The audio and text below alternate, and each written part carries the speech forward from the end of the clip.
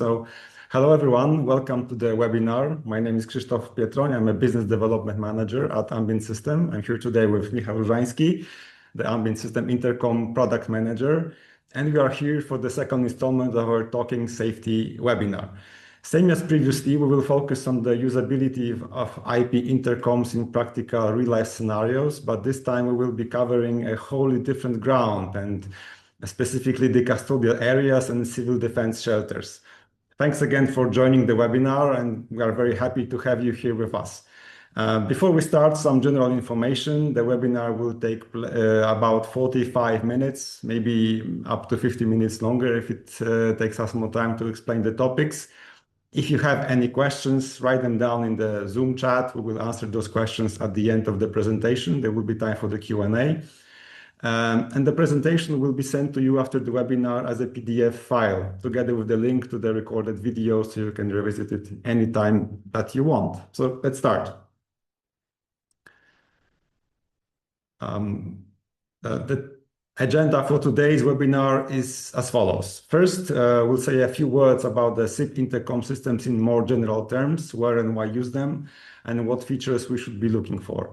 Then we'll proceed to discuss the intercom in practical usage scenarios, how they can enhance safety and shorten reaction time in critical moments, but also their viability for non-emergency situations. We will then conclude the presentation with a summary and a short Q&A session. Again, if you have any questions, please feel free to put them in the Zoom chat. If we have no time to answer all of them, we'll come back to you by email after the webinar as well.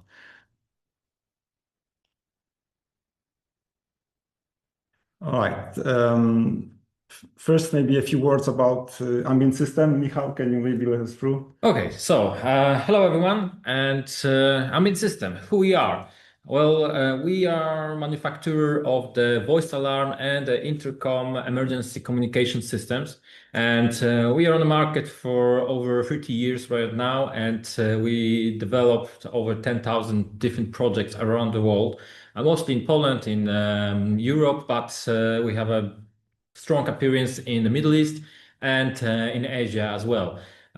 We own our own R&D department with a production center, and of course the sales and support department for our customers and let's say product actions. We are established the headquarters in Gdańsk, so take a time and visit us here, where we have a lovely space for co-working and developing the new type of products and system that saves lives. I think that it's mostly covered. We are 100% European-made producer, 100% made in Poland, and well, this is our strong side of the company. This is all I would like to say about the Ambient System right now. I think that's enough. Yeah. I give you back word. Let's go to some meat and potatoes. First, the question where and why use the IP intercoms in general. In the today presentation, we'll be focusing on areas that most people never have any contact with and hopefully never will. That is specifically prisons, detention centers, and civil protection shelters. I think I don't really need to mention that the world as we see today is an increasingly dangerous place, and there is a risk of armed conflicts on the rise globally. And that puts pressure on the governments to increase the spending on critical infrastructure that protects civilians from all kinds of dangers, most typically airstrikes that, thanks to the proliferation of long-range strike capabilities, now can reach hundreds of kilometers from the front lines. And they've hit both the military and civilian infrastructure, which we see a lot of now in the Middle East and also in Ukraine. On the other hand, the political instability in parts of this world creates waves of uncontrolled migration that puts strain on security systems of individual states. And one of the consequences of that is that crime is on the rise and the existing facilities are overpopulated, which creates the need to build new facilities as well as modernize the existing infrastructure. So in the context of the above, the communication systems inside such facilities face very specific challenges. Ideally, we are looking for a fully converged, highly resilient ecosystem where you have security, life safety, and operations that talk to each other in real time. And internal wired communication via IP intercoms are a very important piece of this puzzle. Michał, would you like to add anything to that? I must say that we are very concerned about the situation, especially in our border, both our border, in Ukraine. So we are gathering all of the experience we can as a company and as a country as well. So we developed several actual running law right now to increase the overall safetyness of the citizens. And right now we are in the down of the implementation of those restrictions, of those instructions into the real life scenarios and real life projects. We will talk about it later. So from my side, it's everything for now.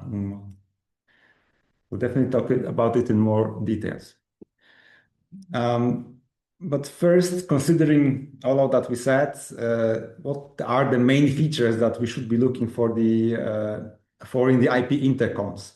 So we have a list of those key points that all the systems should have. Number one, ideally, you want the communication system to be as simple for the end user as possible. So, for example, one clearly marked button for emergency call directly to the center, or maybe some clearly marked pictograms that are understandable to anyone. And you have an example here on the screen with the prison, specifically prison, or what we call the prison intercom emergency S03. Second, you need to make sure that the voice is loud and clear on both sides, so that the speaker must have enough power to cut through the noise in case there's any kind of ambient noise. At the same time, it would be great if the intercom can adapt the volume and other sound parameters depending on the surroundings. Number three, the operator in the control center must be able to hear the person speaking to the intercom, so the device should be able to filter out the background noise and adjust microphone volume. So you need to be able to speak, be understood on the other side, and understand the return communication every time, 100%. And that's a very important aspect. Number four, in critical communication, you need 100% guarantee that the system works as intended every time. So the system needs remote monitoring, built-in redundancy, so it does not fail due to network error or power failure. And this is especially important in the context of shelters because they are not in everyday use, but only used when we have to, in a critical situation, critical moments, and then they need to be 100% operational. Yeah, and at the same time, they should be at least available to everyone at any time. So it's not like there is some kind of backlog on the entrance and with the key somewhere, but it should be 100% available to everyone, but it should be monitored as well. That's very important. Yeah, and we'll speak about this in more detail as well. And finally, number five, the intercoms need to be resistant to damage, vandalism, and harsh conditions. And this is, for today's cases, it's especially important for the custodial scenarios. So these are the main points that we expect all the intercoms to have. So in terms of the points, what features that we have already in the ambient intercoms, and maybe you can walk us through in a short way, briefly. Yes, well, briefly, that's the hardest part because those features are very important, especially to me as a product manager. So let's run through them. We are placing a lot of effort into providing the quality of the communication because it's not like just pressing the button and receiving something from the other side or sending something to the other side. Like in the residential intercoms, we actually need to communicate, we need to deliver the information, and we need to understand the feedback from the other side. That's why the three main algorithms that we are developed are in work during that kind of situation. The first one is the automatic volume control. Basically, as my colleague said, the intercom at the reporting side, it's limited in the buttons in the interfaces to integrate, cooperate with, especially because of the person in the front of it might not know how to use it. Right. So we keep it one button, but the automatic volume control keeps the situation in a way that ensure that the person in front of this intercom will understand what's going on in any condition. So we can imagine the middle of the night where there's silence surrounding us. The intercom will just be a bit more above this level to person in front of this device to understand what the answers from the far end, what the answers are from the far end. But in the different conditions, for example, in the middle of the day, where there is some kind of crowd around or any other noise, actually, the intercom will automatically adapt to this situation and will increase the volume. So no actions from the end user, but the system doing it by itself. So this is the first algorithm. It serves the person that is in front of the intercom. But what's about the second person, the person that is involved in and responsible to act somehow? The security manager, this officer need to understand what's going on. And the same noise that we spoke in a few moments before, it's the problem for this person as well. That's why we have another algorithm, adaptive noise reduction. In this case, we are sure that every kind of noise, static noise, general surrounding interruptions are cut off from the channel, voice channel, and only the voice is delivered to the this officer that need to understand what's going on. So this is the two main features. And the third one, automatic microphone gain control. It's things that, let's say, serves both parties, because during the emergency situation, that might be situation again when reporting person moves, like moves his head, moves from this intercom and try to, let's say, scream or talk to this intercom. Automatic gain control tries to keep this in the understandable level, in the same level for the person that received this information, to even within some kind of area of changes of the distances. This device or the person that's reporting the situation will be understandable from the far end of this communication. So this is about the three types of the algorithms that we are aiming for, but not the algorithms are just one of the thing. Another one is this integration part. This is very important, especially if we are talking about the complex security systems, because right now we are not only talking about the voice, we are always talking about the video as well. Other systems like access control, well, even the local integrations of the things that normally are not integrated. I know this is an example from the other topic, but even simple extinguisher that is near the intercom, once it's took off this place, the information about that through the contractor to the intercom device can be stored and delivered through the integration to the upper level system automatically without any involvement of other persons. So, for example, for the shelters, we might know that someone's get inside the shelter, even though we are not restricting that physically, but at least we have a control, Yes. when it happened, and we can react to that, because maybe this is a situation that it's necessary to get inside the shelter, but maybe it's just some kind of, Langling's tricks that they're wandering around and get into the places they shouldn't be. Especially in the public areas. We'll cover all those topics in more detail, specifically when we have the examples for both the shelters and the prisons. So you'll see how all those features really are usable in everyday scenarios. I mean, not everyday scenarios, but in the scenarios of the use cases. Good to mention is the third part, the reliability and availability, because, as I said, those systems are not in use every day. You say that this is rare scenarios, but we need to be 100% sure that the systems are operational, even without the human control from the day-to-day operations. So the system, the intercoms, and all the system need to self-check its statuses, self-check its availability. Reliability. Yes, thank you. Sorry. Difficult word. Difficult word. To communicate through the voice, to report its statuses, etc., etc. Everything needs to be done automatically, and this is very important part for us as well. Especially for the shelters. On a final note of the introduction, so that you understand, of course, the intercom that you see on the wall is just part is like an outbox, but the whole system is a bit more complicated, and it's a stack of different technologies. So both the outstations, the servers, the managing software, the central stations, the loudspeakers as well. So the whole system has many parts, and we'll show you how to use them for practical examples in this presentation. Okay, let's proceed maybe to the prison, Okay. to the prison part of our presentation. So first is let's take one step back and talk for a second about the framework of technology in prisons. There is a new handbook on the use of technology in prison settings published by the UN and the Red Cross just over a month ago. So you can say it's fresh from the oven. The handbook marries the current usage of technology with what is called the United Nations Standard Minimum Rules for Treatment of Prisoners. So this is also known as the Nelson Mandela Rules, and the United Nations Rules for Treatment of Women also, which are known as the Bangkok Rules. So these are the frameworks for treating of prisoners. And the handbook is available from the UN website.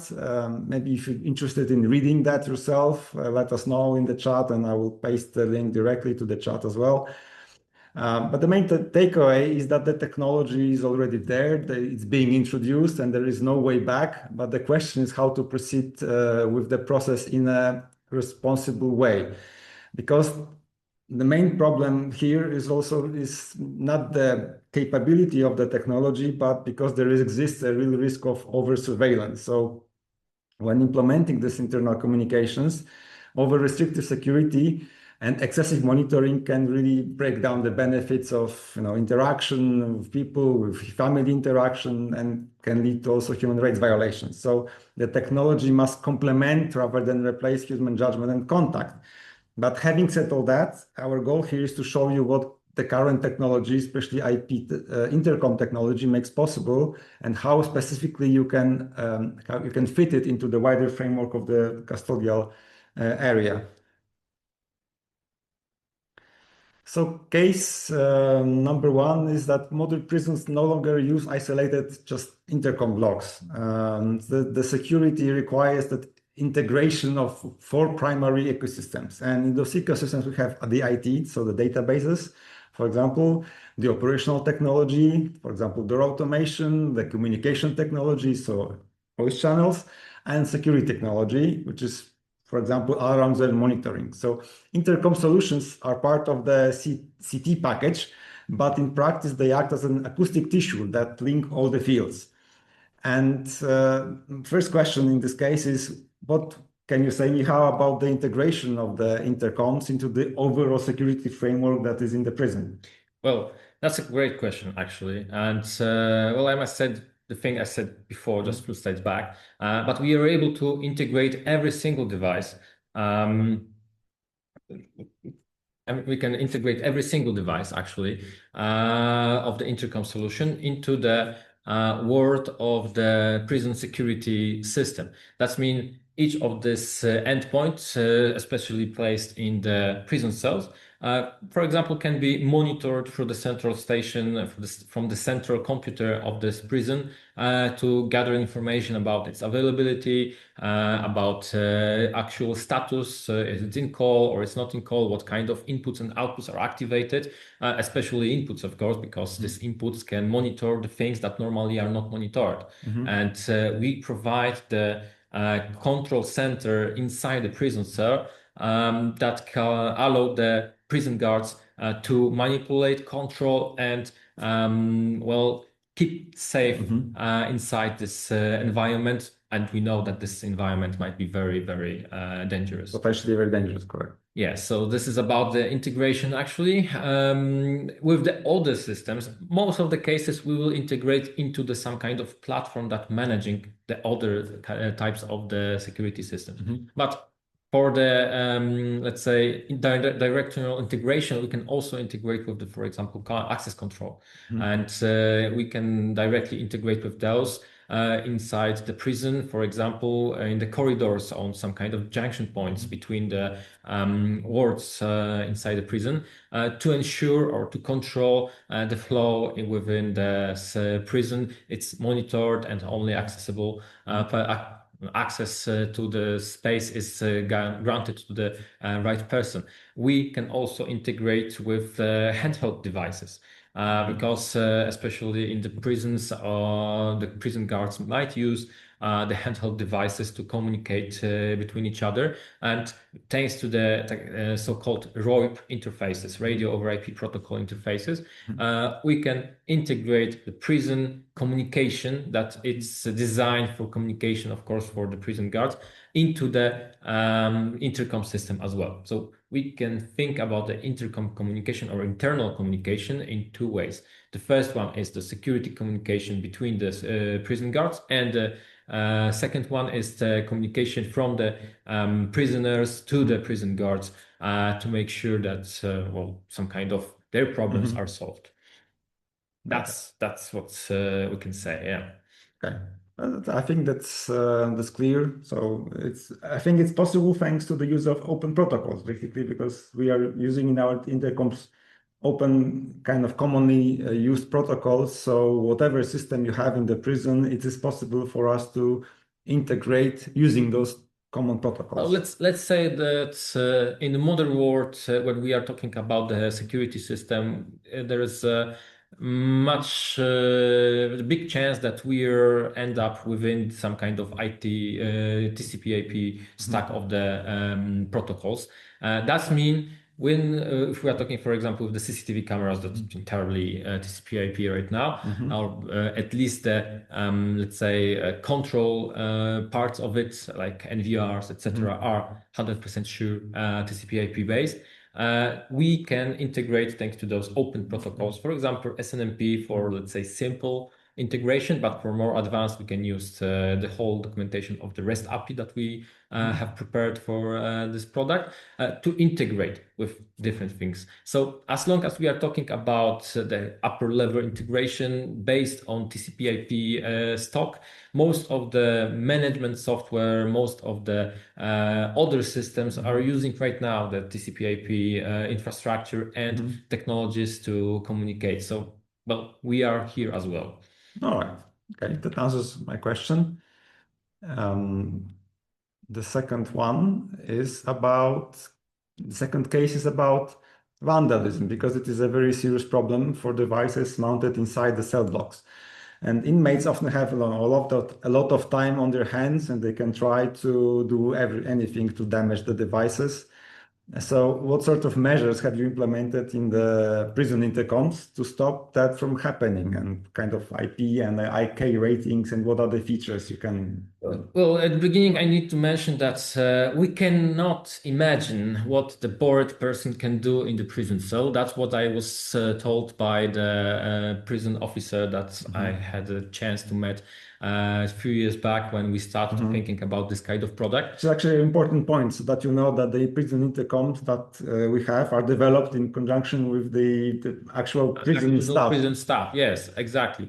Well, we consulted several times our design and approach to the problem with actual professionals that's doing this kind of that are in this kind of situations, and that's why we provide this solution that we are much more, let's say, confident that will work in this kind of environment as well. So you mentioned the IP and AK. So IP65 is a water and dust resistance. And by water and dust, we mean the person that have a plenty of time and can, for example, split the water for several hours during the day on the intercom in every potential hole that it can see. So we prevent that by creating the special layers inside the intercom as well. So it's not only the external protection, but also the internal one, the design that allows the water go. Even if it looks like it goes inside, it will go outside without damaging any microphone or any speaker in it.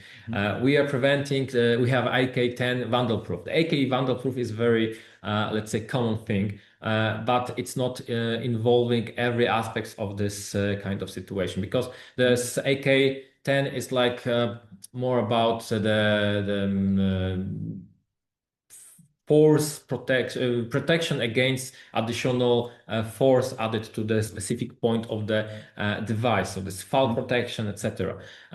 We added to that the special protection against poking.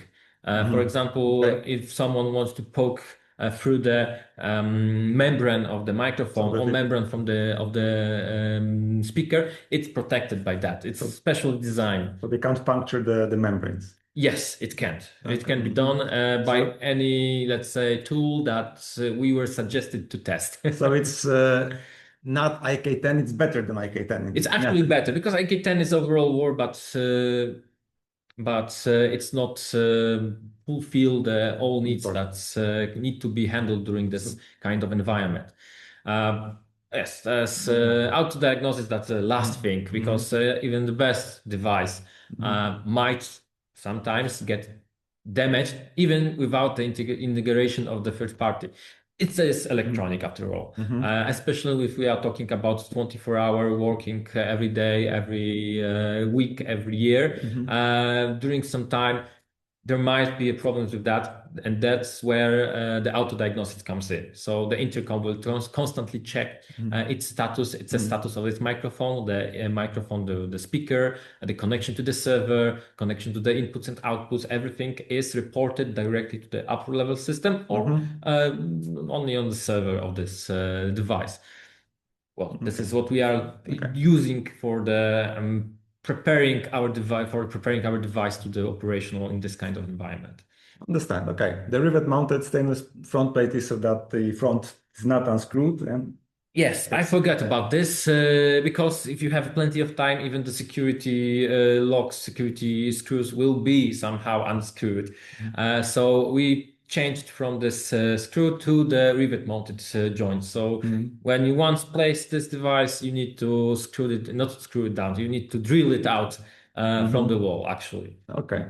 And the tamper-proof is just in case if they still manage to do something, then you have the alert inside the intercom that will notify the staff that we are using the same electronic for other kind of products as well, different approaches. So if we have a tamper protection, we will use tamper protection as well. So it is like last defense, line of defense. Yeah. Just in case. Just in case. If it's anyway, so it should not be possible, but just in case it happens, there still is the tamper proof as the last resort.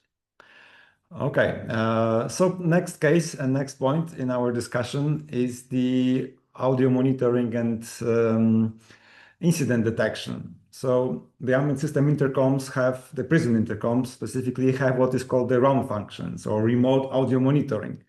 So maybe can you take us through what the function does and what are the applications for the prison staff for that function? Well, the remote audio monitoring function is designed actually for prison, but it's also mentioned in the German standard for example, schools, where there's a system that prevents, or maybe not prevent, but during the emergency situation like active shooter, should allow to security officers to listen what's going on in the facility. And here in the prison, it's the same. So it means we, as a, let's say, prison officer, can listen to what's going on inside the prison cell without any evidence of that action from the point of view of the prisoner. But not the evidence, but indication on the intercom. Yes, indication. That's a better word, because the evidence are still inside the system. Because each time you're using this function,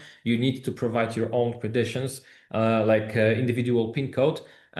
So even if you're using this function as an officer, you need to know that you are monitored, that you're not, let's say, overuse that without any, let's say, justification of the use of this kind of technology. So basically, we can listen what's going on inside the prison cell, even when the multicast radio that we have inside our device as well is operational. So for example, imagine the situation, the prisoner wants us to prevent from listening what's going on inside the prison cell. But the person not know that it's thinks that it might be listening somehow. So it starts to play the radio. But our algorithms can prevent, or maybe not prevent, can indicate what is the radio signal from our intercom speaker and what is actual voice from the prisoner. And the prison officer received only the audio from the prisoner as the thing that he can listen. Of course, there are limitations to that. Of course, but I understand it filters out the sound of the radio from the stream coming from the intercom. Yes, there are limitations to that. Of course, if someone will just whispering in the right corner of the prison prison cell, probably it will not catch. But in normal condition, it will not catch either. But if the prisoner think that they are safe from some kind of not listened by any external sources, they might be wrong. And this is exactly what we are doing. And this is much more than just listening during the perfect conditions. It's also the listening during the conditions that might be some kind of orchestrated by the prisoner itself. Okay. So, but this brings us to the other question, because in this prison setting is that there's a very fine line between the safety, because of course you're doing the monitoring for the safety reasons for the inmates, and also the risk of this over surveillance that we discussed in the context of the UN handbook. And what do you think the privacy concerns are in this case, and what measures are implemented in the system itself to prevent it basically from being misused for wrong purposes? Yes, that's a very good question. And well, as a manufacturer, we cannot we are not involved into the internal prisons or country law in that matter. No, I can't say that. We're not setting the policies. We are not setting the policies, but we are providing the solution that might help to make sure at least that we know exactly who are using this kind of function and how often and where. So with that in the log system, the prison officer, the prison management, if there are some kind of concerns in that matter, can at least check what's going on, who exactly using that function, how often, to where, and if there is some kind of, let's say, misuse of that, they can take the consequences of that action. We, as a manufacturer, at least ensures that we store that information. What someone else will do with that, well, this is the thing that it's not in our hands, actually. It's a tool that we give. So I understand, of course, the communication is recorded, it is logged, and the access to that function is also controlled. For example, that the individual, let's say, staff, like a prison guard, have to enter their own PIN code to access that function. Exactly. As not only the enter the PIN code, but you need to be in an exact device that it's allowed to use this function. So it's not like you can use any device in the prisoner, in the prison center, but you need to be, for example, exact in the, let's say, prison ward 1 office, and you need to be the prison guard, let's say Michael, with your individual PIN code, and only with those two conditions you can use this function. So we think that it's enough. Of course, if there will be any suggestion from the customers, we are open to that, and I will be glad to hear also suggestions from you. Good. I have nothing to add. So we covered the audio monitoring, and now let's proceed to everyday communication and usability. So the ambient prison intercom can function beyond just a simple two-way communication system. And there are some extra features added. As you can see on the panel, there are extra buttons. So maybe you can talk us through what those functions are, what extra things we could do with this intercom. Yes, based on the experience that we gather from let's say, comments that we gather from the Polish prison guards, we designed our device to work as the local, let's say, multimedia center. Let's say like that. So the first thing from the point of view of the Polish law, we need to, in Poland, we need to provide the prisoner some kind of way of the gathering information from the outside world. Mostly situation is covered by the radio. And of course, there might be a radio, maybe not radio, but there might be a speaker inside the prison cell. But why put another speaker once you have one already in the intercom? So we are providing the multicast radio and the two buttons, volume up, volume down, that can act as the control panel for this kind of application. When you long press the minus button, that will switch off the multicast radio. When you long press the plus button, it will turn on again. So this is easy like that. And of course, when you're pressing, you can change the volume. This is the first feature directly for the prisoner inside it. And two other buttons are also specially prepared for that. Basically, they are connected to relay 1 and relay 2. And in our, let's say, approach and way of thinking, it's like the first button, it's for the ventilation control. For example, some kind of automatic door opener or mechanic ventilation that might be installed in the prison cell. Window, sorry, yes. I mean door of the window that are placed inside the prison cell. To open, to lock it, to close it. So this is a minimal control provided to this prisoner. And another one is just lights on, lights off. And it might be the individual light near the, let's say, bed, or it might be the main light in the prison cell. It's depending on the type of the prison, type of the, let's say, the country, whatever. But we are providing the specifically prepared buttons to work for that purpose. And of course, two other buttons just for calls. Of course, they are generally, in general, you can program those buttons whatever you want. But in our design, it's like calling to the local security officer and calling to so-called teacher. Because at least in Poland, each of the prisoner have own, let's say, teacher that brings this person to the fields of the good citizenship, something like that. And they need to contact them oftenly, so we provide this kind of feature as well to this person. So most of these cases are covered to the prisoner, actually. Well, in the point of view of the prison guard, these features can be activated or deactivated remotely.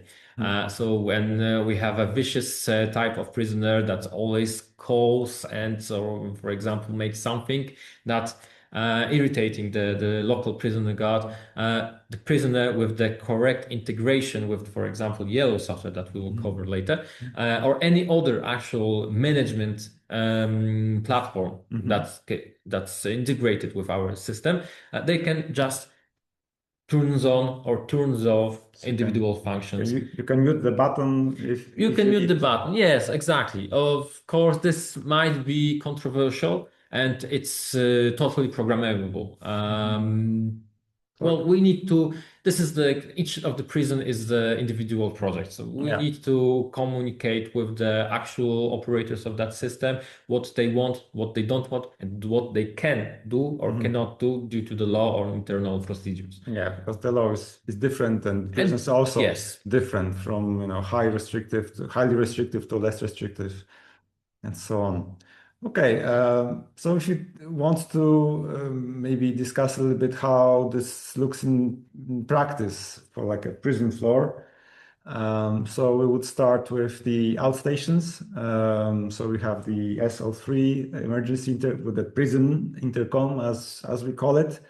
Then there is the central station with the IP phone. Yes. As in this example.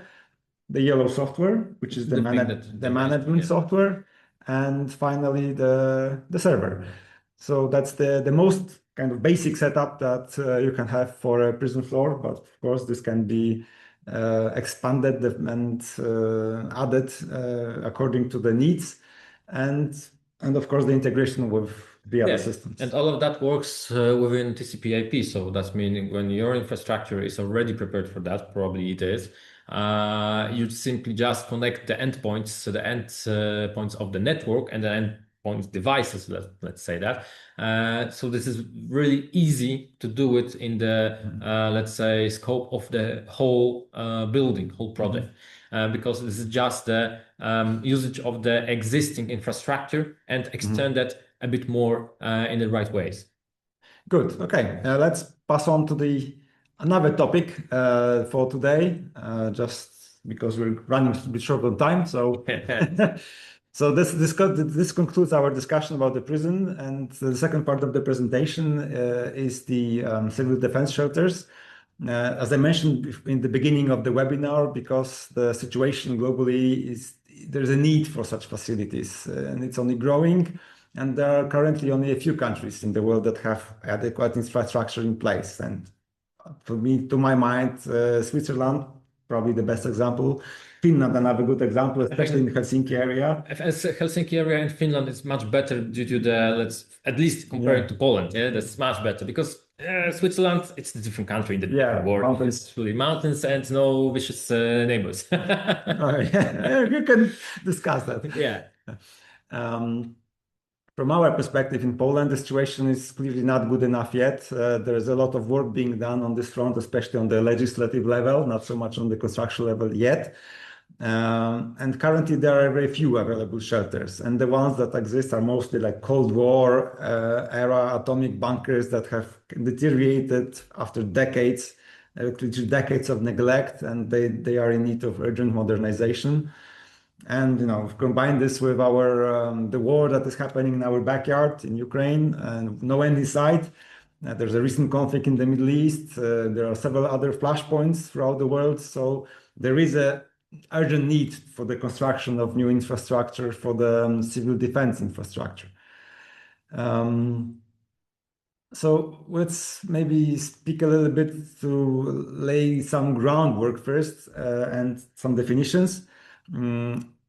We'll give an example from the Polish law because this is what we know the best. Of course, it may be similar or not exactly similar in your given country. In brief, what types of shelters we have and what's kind of makes them apart from each other? Well, we have three types of shelters. Those types can, of course, be different inside of their group, but three are the main ones. The shelters, that's the actual mine shelter. It's isolated, secured from the atomic, biological, chemical threats. And well, it is the most advanced solution. Another one, it's the, as I say, so-called hiding places. They are prepared for the, let's say, mid-range stay of the people inside. They're not that well protected.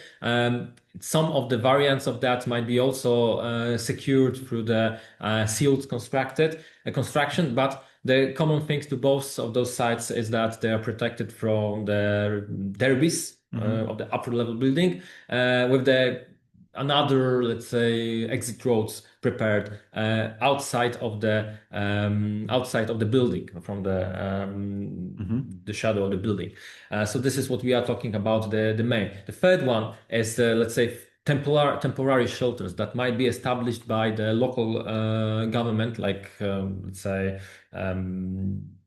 President of the city or the government, and basically those are the parking lots, underground parking lots, some kind of basements, any place actually. But at least in Poland, we have the national law that restrict the amount of the people that can get inside this kind of shelters. So for Poland, it's at least 50% of the city population and no less than 25% in the shelters or hiding places. So it's not like we just make temporary shelters as a government of local area and we are done. No, we are strictly instructed that we need to provide at least 25% to this kind of type of the shelters.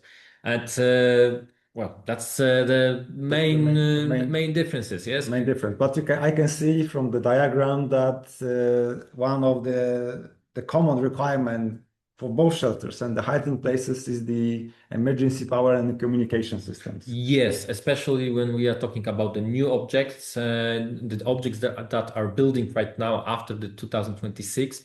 and they are obligated to have the secured way of the power inside the shelter. So, for example, there is a hospital above, so the power and the data coming through to this building through the shelter or through the hiding place, and then it goes to the other type of the places in the building. So we are sure that even in the event of the emergency, when everyone is inside, and unfortunately this facility will get hit, but people are safe inside. There is a power and there is a communication. Of course, other things as well, but from our perspective, these two are the most important. Food, water, and so on. Yes. But of course, we are not talking about food and water now, just about the communication systems. Yes, exactly. Okay, so the second question here now is that we define some basic requirements and the types of those protection structures, and now where should those objects be located? Just Again, short answer. Short answer is everywhere. Everywhere there are a lot of people on a daily basis. Or maybe there is existing underground infrastructure that facilitates the construction of shelters. So you have the subway, metro, underground railway stations, and so on. Actually, those places are also mentioned in Polish law, especially for the public administration, especially for the health-related facilities like hospitals, because those places will work even under the, let's say, war condition. It's not like we're beginning the war. Let's call it the war. Yes, we're beginning that, and everything stops, and we are just being inside the shelter. No. The local communities, local government need to work even in this hard conditions. The local health facility will work in these conditions, and they need to switch from the, let's say, peacetime to the wartime operational procedures. And that's where intercoms, not only for the shelters, but for the whole facilities comes in. And thanks to this internal communication, even between the buildings, between the facilities. We'll come to that in a second. It's helpful. It's helped. Now, coming back to communication systems, let's define the most common challenges involved. And there are quite many challenges involved with communication in the shelters. From an engineering perspective, like a shelter is one of the very hostile environment for acoustics and data transmission. So you cannot use the same assumptions for the systems that you would be using for like commercial grade design. The physical structure itself is kind of built to withstand explosion, blast wave, radiation, structural collapse, but that creates a lot of problems for the audio communication. General communication. General communication. Yeah. So problem number one is the concrete echo chamber, because they are constructed out of like thick reinforced rebarred concrete that reflects very high percentage of acoustic energy and creates high reverberation time. So it drops the STI, the speech transmission index, dramatically and makes the communication inside difficult to understand. And in time of crisis, the people need to understand what is being said to them. Problem number two is the high mechanical noise, because inside the shelters you have all the life support systems and automatic ventilation. It will be some kind noise generating thing as well. And the people will be scared. The people will be moaning. There will be plenty of different voices surrounding us, so it will create this noise. A lot of noise. That's true. Then problem number three is the silent failures, because especially the shelters, they normally sit dormant between the test cycles.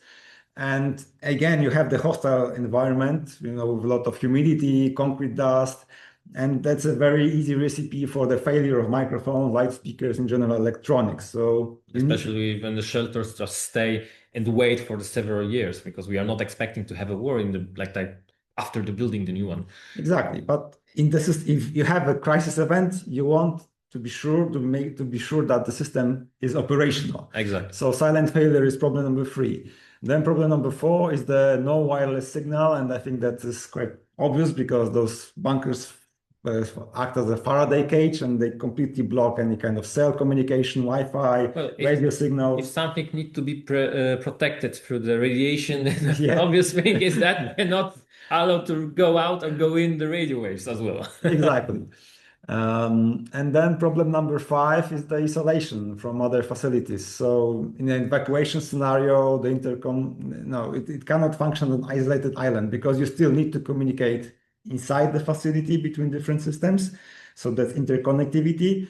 And then the connectivity to other shelters that house other people, because you need to be able to provide this communication as well. Yes. So these are the main problems that we are facing. And we'll show you a little bit about how we can solve them with the IP intercoms. So the first question is the first two problems is the echo chamber and the background noise. And this is where again, the DSP comes in. DSP is very handy for various type of environments. And here, again, we are using the same technology that we developed for the other type of facilities and the same technology that we are using also in our voice alarm systems because we are manufacturing those as well.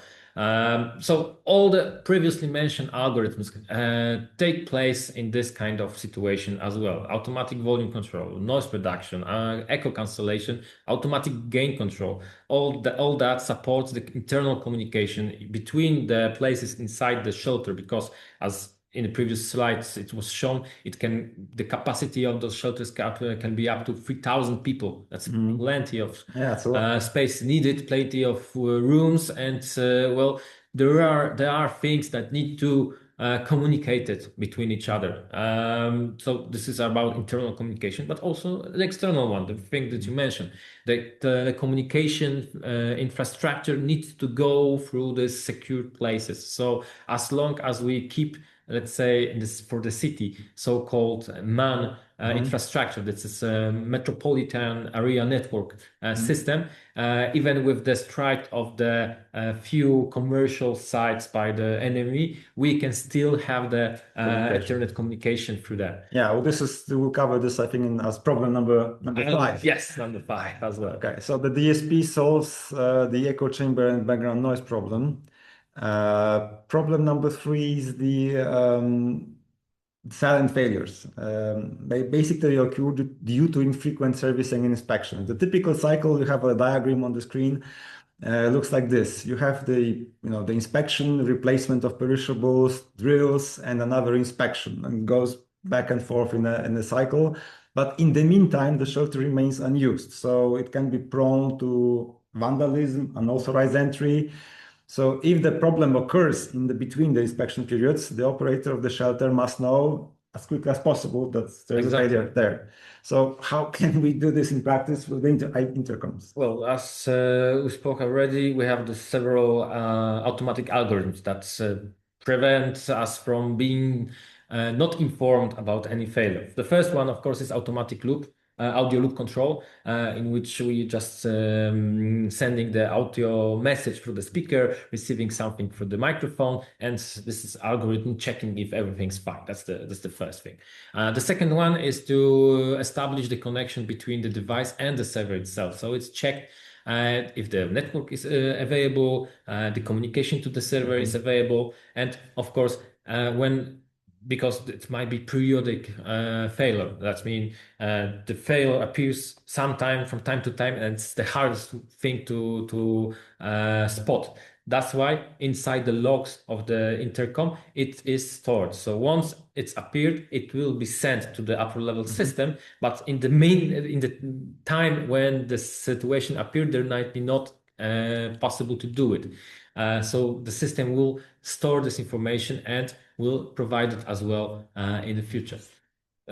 Let's say this is the main things. Of course, we also monitoring the inputs and outputs, so we can connect to the intercom itself. For example, some kind of sensors for the door open, so we can check if someone opened the door or closed the door, or there is any other problems. Actually, with the, let's say, non-networkable devices in this facility.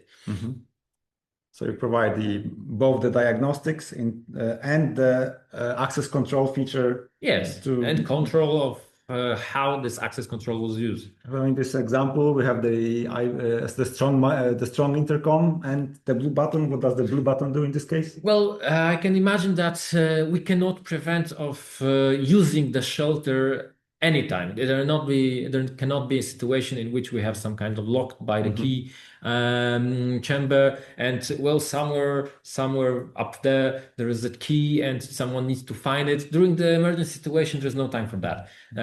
But of course, without this emergency situation, we have to make sure that we have a control over who is inside this shelter. That's why we are proposing the automatic buttons, or maybe not automatic, the buttons that automatically connect to the intercom and will open the door, because the door normally are closed, open the door, send this information to the local, let's say, center, for example, the city hall, or if there's other place, for example, police, or the PSP, the fireman. Shelter operator, let's call it so-called shelter operator. It might be different in different locations, but this information is provided, and thanks to the intercom and thanks to, for example, the RAM function, we can listen what's going on inside, even without, let's say, providing the information that there's someone listening already, and we can act to that situation, or we can just say that, hey guys, what you're doing here, just get off. Whatsoever, but probably we would like to take time, send someone, catch those guys, and teach them the lesson, just to be sure they would not doing that in the future. Yes, exactly. Okay, this covers problem number 3, and the peacetime scenario, broadly speaking. But of course, shelters are made specifically for the wartime scenarios, and this is where the silent failure is no longer an issue, because we are broadly sure that the system works, because during wartime, actually, yes, on high alert. We are constantly on high alert, and the infrastructure is kept on high alert. So here the main problem becomes the communication inside the facility and the interconnectivity with other facilities too. Yes. Okay. Can you maybe take us through this diagram? Okay, so during the, let's say, wartime, where we are in high alert every day, every time, there are some points in times that there's a, let's say, emergency event that we are restricted to go inside the shelters. And inside those shelters, we are using resources for food, water, or power supply, because there might be not even if we are using power supply from the batteries or for the diesel generators, we are running out of fuel, we are running out of the batteries. So after each time of the use, the system needs to be somehow, some so-called restored. We need to refuel the diesel generators. We need to power up the batteries. We need to receive or use the water, put the water inside. The operational readiness takes time. And well, what's happened when we are forced to be inside the facility longer than it's initially prepared for? We need to communicate with someone, communicate with the person, with the group of people that in charge of the, let's say, civil defense in this area, ideally without going outside to the danger situation. So this is where the intercoms comes in, when we can take communication effort to call to this remote location through the secured way of communication, through this fiber optic connection between the places, connected places, and we can report that, well, we are running out of water, we are running out of the supplies, other kind of supplies, we are running out of the power, we will lose it in few whatsoever. Help us, or at least know that we have this kind of problem, so you will able to act somehow. You will be able to send the military. You will be able to prioritize action after this threat will go on. We can provide information. That's very important, and communication is the key to survival. That is true. So in this example, this communication is conducted, of course, by the intercom inside the shelter, with some IP loudspeakers for the PA functionality inside the shelter. Then you have the communication you mentioned with the MAN, the Metropolitan Area Network, Yes. that spans different shelters inside the same shelters, buildings, the administration buildings. Yes, this is a, let's say, administration level of the preparation. And we are using only the infrastructure that they are already prepared. Okay. And if the shelter is a part of a, let's say, a hospital and it's underground, you can communicate with the above the ground part of the building as well. Exactly. Because as we spoke before, as I said before, for example, hospital will be operational during the war and probably in the different way than in the peacetime. So we need to be very flexible in that matter. Cool. I think that that covers the topic. Well, on the final note, we understand that each project is different and they will have many possible integrations. So you need to design it individually every time, and everything works as a system, as a cluster of systems, and needs to be designed in conjunction with each other. So we are here to assist you with this. So if you have any project where you want to use the intercoms, let us know. We'll help you advise the best solution for each use case, help you to pick the different pieces. All right. Yes. All right. So it's time for the short Q&A. If you have any questions, please, let's see in the chat if you have any questions. Actually, let's check. Where is the chat? I don't see anything here. So guys, we have last 1 minute. If you want to write something down, this is the time. But if no, I will be glad to say that I hope that this situation, when we will force to use the shelters of any kind, will not, let's say, we will not do it in real life, because we will not be forced for that. Well, thank you to Alma. Thanks for coming. Thanks. Thanks again. All right. What we have here? Thank you, guys. Yeah, we'll send you a PowerPoint as well after the webinar. Okay, so guys, I think that's enough. Thank you very much. Thank you for your attention. You have the direct contact to us, phone number, email. If you need, have any questions, write to us. We're open for any time. Yeah, just give. Yes, the recording of this, I don't know how to say. Webinar. Let's call it webinar. That's the best. The recording of this webinar will be available to you along with the presentation that you saw. And well, wish you luck. Yeah, hope to hear you next time. Thank you. Bye bye.